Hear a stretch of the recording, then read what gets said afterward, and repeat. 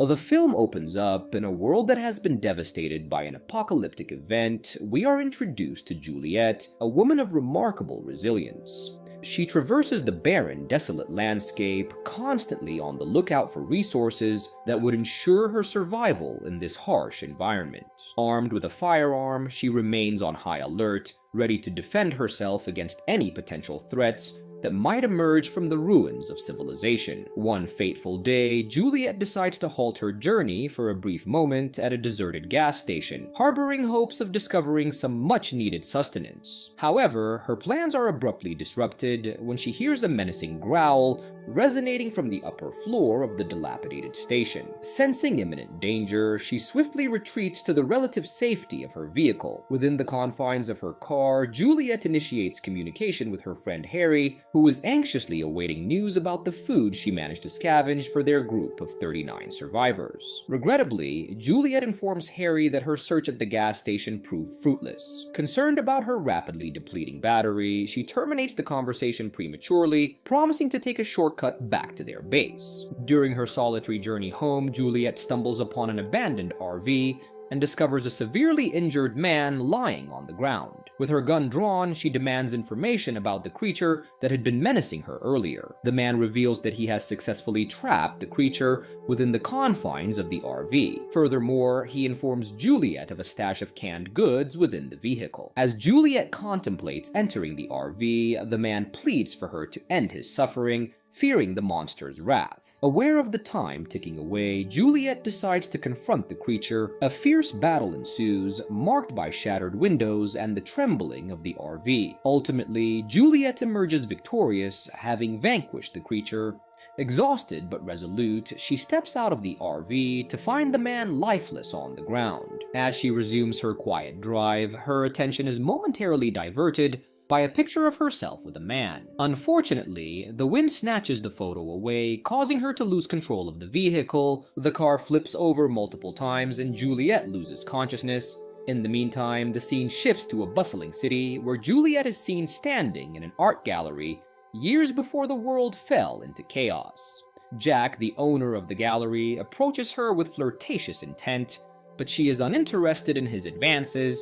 She reveals that she sought shelter from the rain outside. At first, she resisted him, but after she recognizes his humble approach, she accepts his encouragement to appreciate the beauty of the artwork surrounding her. He explained the deep senses in the paintings, and all she gotta do was open her eyes. Meanwhile, in the present, Juliet opens her eyes from her unconsciousness. After Juliet regains consciousness, her leg throbs with the pain of an open fracture. She realizes that her gun has been displaced, lying a few feet away from the vehicle. Attempting to call for help using her radio proves futile, and with the Reapers becoming more active at night, Juliet must act swiftly to retrieve her firearm. Using a makeshift pole, Juliet reaches out for her pistol, coming close to grasping it before the rods separate, foiling her attempts. Another flashback transports us to Juliet, leaving the gallery together with Jack. They stroll down the street and Juliet falls victim to Jack's playful joke about her food containing meat. Being a vegetarian, she promptly spits out the bite, but doesn't hold any resentment upon realizing it was all in good fun. Jack proposes that Juliet accompany him to his apartment, and she is captivated by its beauty upon arrival. The two share drinks and cheese, engaging in conversation. Juliet finds it challenging to open up to Jack, initially refusing to disclose her name when he inquires. However, after some persuasion, she relents and reveals her name before departing, paving the way for Jack to reciprocate and tell her his name. Back in the present, Juliet tries and manages to sit up and take a close look at her wound. She had some alcohol in the car, so put some onto the wound. She is not in a good place for now, but the scene shifts to her memories. The next time when Juliet and Jack meet is by coincidence. They both were accompanied by another partner when their eyes met. Juliet and her man leave the bar, but Jack can't take his eyes off. Consumed by curiosity, he discreetly follows them outside, witnessing a transaction where the man pays Juliet for a substance. Jack observes as Juliet rejects the man's attempt to kiss her. Intrigued, he continues to follow her and learns that she is involved in the drug trade. He doesn't stop there as he continues to follow her home. She headed for the subway and arrived at a ghetto area where she left. She greets some thugs on her door, but before she enters her apartment, Jack appears before her. Having no choice, she welcomes him, and from that moment on, Jack discovers the dire circumstances she faces as a woman. When he attempts to offer her help or some kind of assistance to get her life back on track, she is firmly resistant and impenetrable. She says she isn't as simple, and when he insists on doing so, he encounters resistance and is firmly instructed to leave. Jack's remorse for intruding on Juliet's privacy intensifies when he witnesses her injecting herself with drugs. Jack is disappointed to see the needle on her, but he cannot do anything as she screams to get out and leave her. In the present, Juliet finally manages to free her leg from being trapped by the steering wheel. With her wound bandaged, Juliet repairs her radio and attempts to contact Harry, informing him of her injury and her need for help. Frustratingly, she receives no response, but her attention is diverted by the approaching sound of a Reaper. Determined to retrieve her gun, Juliet crawls out of the car, remaining silent and vigilant as she watches the creature, ready to defend herself if necessary. However, her hopes for a quiet encounter are shattered when Harry's call interrupts the silence. The response she has been waiting for has come, and Harry on the radio keeps telling her to do some things if she wants to be discovered. But now the Reaper is here, she cannot make any sound, and to our surprise, to distract the Reaper, Juliet throws her radio outside, hoping it will be drawn to the noise and leave her. She fears the Reaper will discover her, and she will die any minute now, but to her luck, suddenly the Reaper hears some noises from the distance and departs towards it, leaving Juliet relieved. Now that it's gone, Juliet has time to collect herself. She replenishes her ammunition with fresh bullets. In a flashback, while Jack was in his house doing some sketches, Juliet appears in Jack's apartment unannounced, but this time she is very injured and covered with blood. She is not in a good place and seeks refuge in his arms. Without questioning her injuries, Jack tends to her wounds, providing comfort and a place to rest. The following morning, Juliet expresses her gratitude to Jack and joins him for breakfast. Jack opens up about his past, sharing his struggles after the death of his parents and how he managed to adapt, offering Juliet hope that she can do the same. Uncertain, Juliet requests permission to take a walk for some fresh air, but Jack sees through her facade, knowing she is seeking a fix. Offended, Juliet attempts to leave but finds herself trapped in the elevator. Despite her demands, Jack insists that she stay with him until she is clean. Overwhelmed by anger, Juliet unleashes her frustration,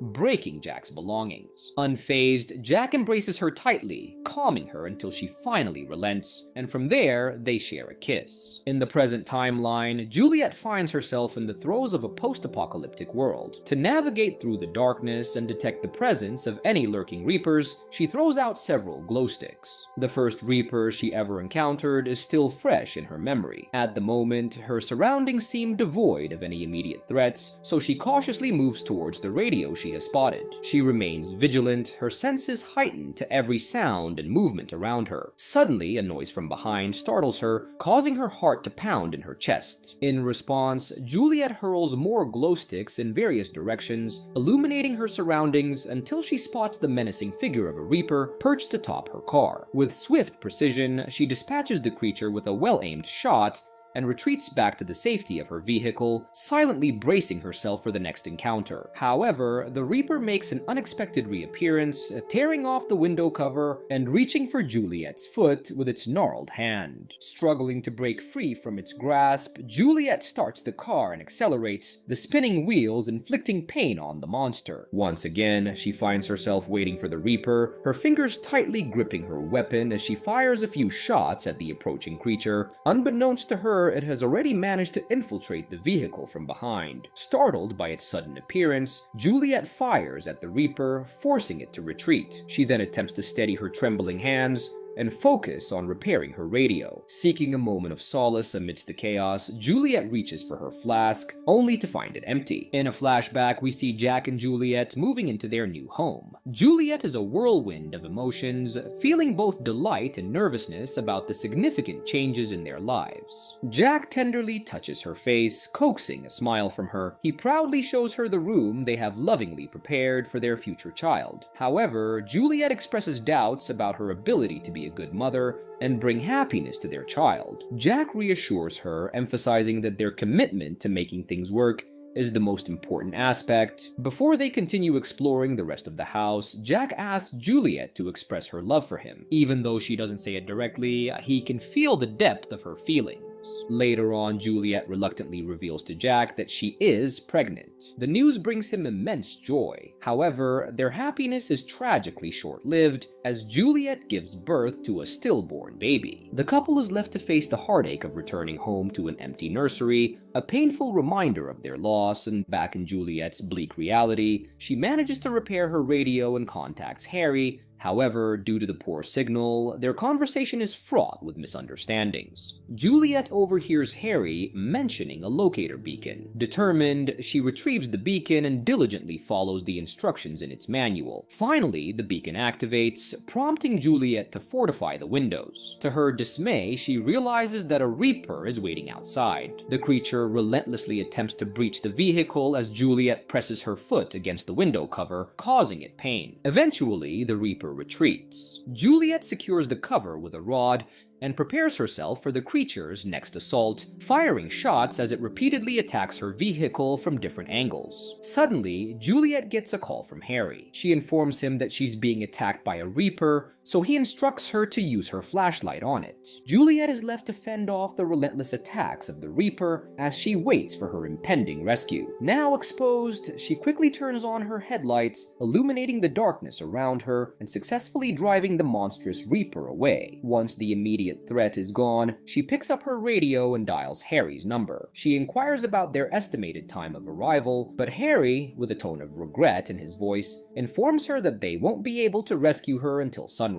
In a flashback, we see a different side of Juliet's life. Jack, her partner, is seen scolding her for her tendency to run away from problems. His worry for her was palpable every time she disappeared without a trace. She challenged Jack to admit that he blamed her for the loss of their baby, but Jack vehemently denied this. Juliet also accused Jack of pressuring her into having a child, even though she wasn't ready. Jack decided to leave the car and take the subway instead. Before leaving, he finally admitted to Juliet that her past addiction was the reason why their baby didn't survive. He also ended their relationship before walking away. As Juliet watched him leave, tears streamed down her face. She yelled after him, declaring that she didn't need him in her life. Hours later, Juliet found herself in a bar, drowning her sorrows in alcohol. The news on the television reported an attack at the subway station, resulting in the death of more than 30 people. She answered a call that she had been ignoring, only to be horrified upon finding out that Jack was among those who got hurt. She quickly left the bar, her mind filled with worry for Jack. Back in the present, Juliet hears a vehicle pass by. She honks the horn in hopes of getting its attention. A bike then stops, and the man who approaches her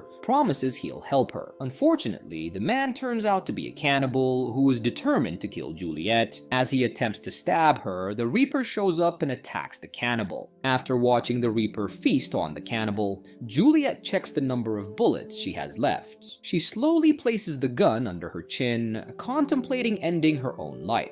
However, she suddenly remembers how Jack looked at the hospital on the night of the subway attack. His larynx and trachea were burned because of the gas used in the attack, leaving him unable to speak.